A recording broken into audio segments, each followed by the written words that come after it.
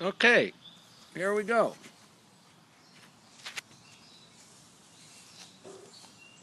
This is another in a series of public service announcements by Andrew Paul Scatino. Oh, speaking of public service announcements, kiddies, don't smoke a pipe. If you do, it's likely that you'll die young and horribly. No, you won't. Are you fucking kidding me? Kiddies. Look, here's the deal. If you never smoke a pipe, you got about 1 chance in a million of getting throat cancer or lip cancer, mouth cancer, cancer of the mouth, which is a horrible thing. 1 chance in a million. If you smoke a pipe, you have a chance, 1 chance in 100,000. I don't know about you, but that's probably a risk I would be willing to say. Oh wait, I do know it's a risk I gladly take. 1 chance in 100,000 versus 1 chance in a million, or maybe it's 1 chance in 100,000 if you don't smoke a pipe, and 1 chance in 10,000 if you do. The bottom line, no chance. Great chance you'll enjoy the pipe. Fuck. Okay, but today let's talk about fornication and abstinence. Two of my favorite topics. So here's the thing. Fornication, just save you trouble Googling it, looking it up in a dictionary. Dictionary, that's a book. Never mind. They don't have them anymore. It's when I was a kid. Okay. So, fornication is like when you have sex outside of marriage. It's in the Bible, the crazy Christian Bible. Abstinence, that's like when you don't have sex. Usually the idiots that preach abstinence in the public schools, they're saying don't have sex until you get married. Well, kiddies, there's a couple problems with that, as you might imagine. First, I don't know, you might have noticed by watching Mom and Dad, marriage is kind of bullshit. Marriage, you know where marriage comes from? If you look this up on whatever the hell it's called, Wikipedia. Marriage was designed millennia ago. That means thousands of years ago, several millennia ago. I think about 5 millennia, maybe 10. About the time of agriculture, probably. So 10,000 years ago. You know what the purpose of marriage, girls, ladies, was to protect men's property rights. Men were never monogamous. Men were never faithful to their wives. Marriage was a way for a man to show that just like he owns his dogs and his goats, he owns this woman. That's where marriage comes from, okay?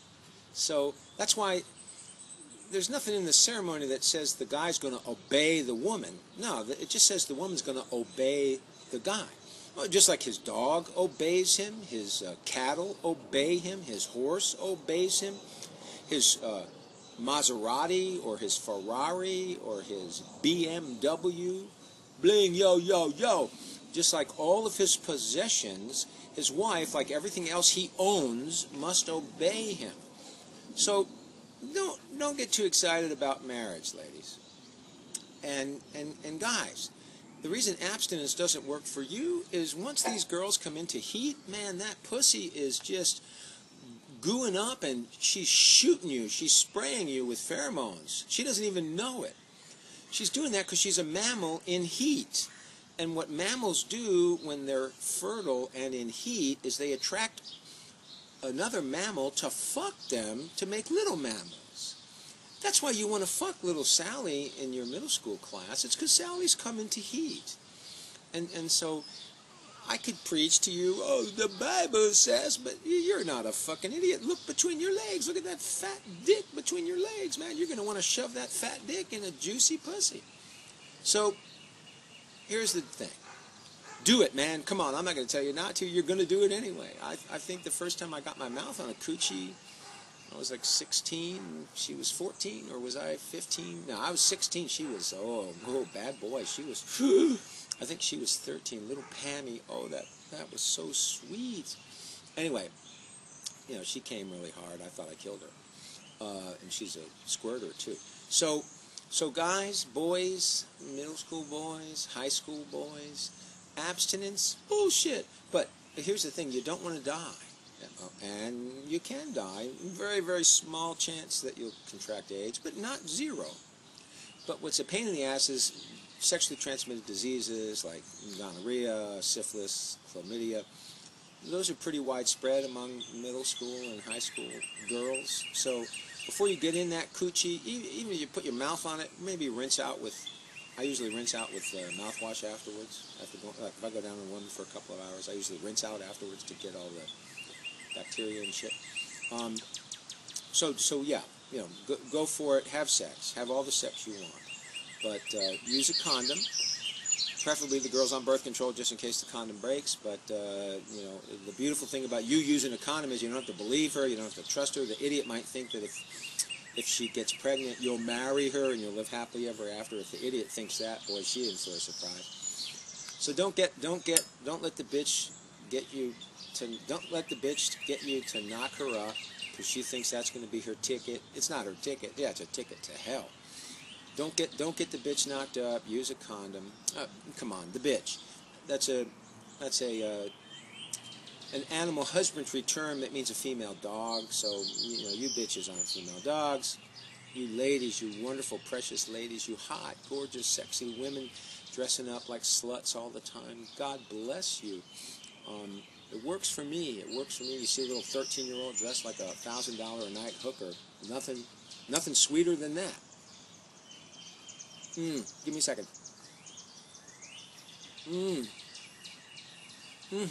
Yeah, we're burning. We got ignition.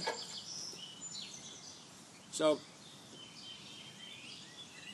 abstinence bullshit, marriage bullshit, love good, sex good. Love and sex together, wonderful. But if you have to choose, and you're young, you'd probably go for sex, because that's a pretty basic drive. But love is a little harder, but it's wonderful. So work on love eventually. Plus the chicks are into the love thing. So guys, figure that out at some point.